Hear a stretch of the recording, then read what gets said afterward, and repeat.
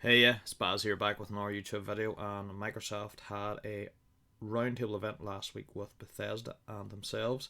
And one of the big things I've been talking about is the last 5 or 6 months is the exclusivity. And is it exclusive to Xbox, all the Bethesda and ZeniMax developers that's included? So let's get to it.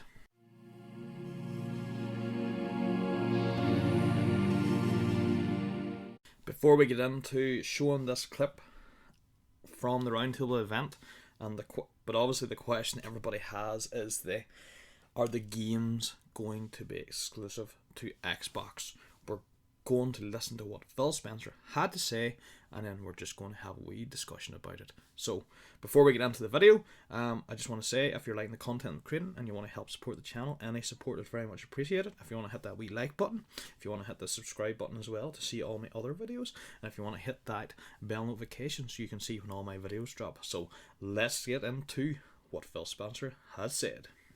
Now, we know you all have a lot of questions. We've gotten a lot of questions since we announced this deal. But one of the biggest ones, Phil, is this question about exclusivity and how you think about that and how that's going to work with Bethesda. Yeah, I see it. I see it in the community. I listen to the podcasts and all the questions. So I'm going to try to be as clear as I can because that's what I just think it's fair. So obviously I can't sit here and say every Bethesda game is exclusive because we know that's not true. There's contractual obligations that we're going to see through, as we always do in every one of these instances. We have games that exist on other platforms, and we're going to go support those games on the platforms they're on. There's communities of players. We love those communities, and we'll continue to invest in them.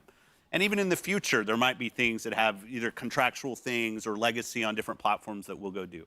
But if we're an Xbox customer, the thing I want you to know is this is about delivering great exclusive games for you that ship on platforms where Game Pass exists. And that's our goal. That's why we're doing this. That's the root of this partnership that we're building and the creative capability we will be able to bring to market for our Xbox customers. It's going to be the best it's ever been for Xbox after we're done here. So, you've just watched and listened to the clip that I have watched from the roundtable event, and games will be exclusive to the Xbox platform where Game Pass exists. Now, obviously, there's games that they're talking about that's ready out there or that have contractual obligations of them. Of the latter, we don't know.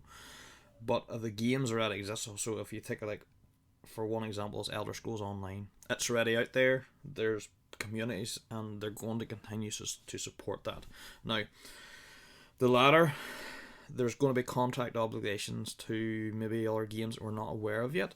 Now, the likes of one we could mention is Indiana Jones. Is that going to be exclusive or not? Now, that depends on the deal that Bethesda, Machine Games, obviously ZeniMax, and Disney Plus, or not Disney Plus, Disney have made.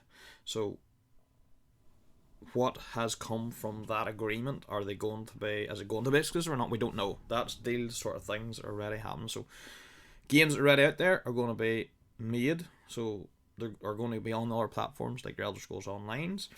We've obviously there's a couple of games went to PlayStation that are going to be exclusive for it's either a year or 6 months or whatever it is.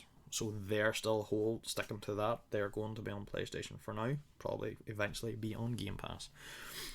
But any games that don't have a contract obligation, I'm taking from this is that they're going to be exclusive day one on Game Pass and all devices that Game Pass is available on, whether that be your Xbox, your PC, your tablet, your smartphone, your TV eventually, and so on. Look, I've not much more to say in that.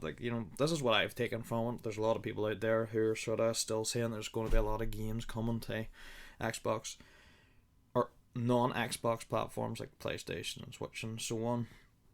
But what I took from this is that they're going to be exclusive if there's no contractual obligations to any specific game that's already out there or deals that have been made. We don't know the full scope.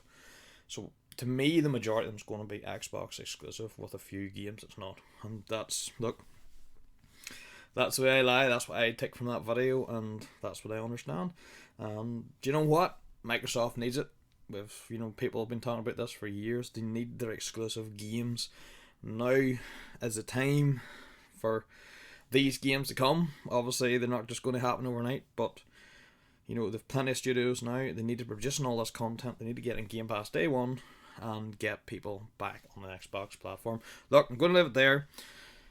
Rambled on maybe a wee bit longer than I wanted to, but here, if you're liking the content I've said before at the start of the video, if you want to hit that wee like button, it's very much appreciated. If you want to hit that wee subscribe button to see all my other videos, and if you want to hit that bell notification button, you can see when all my future videos drop. And here, thanks for listening, and if you want to leave a wee comment in the description below, we can have a debate and chat, and I'll see you in the next video. See you soon.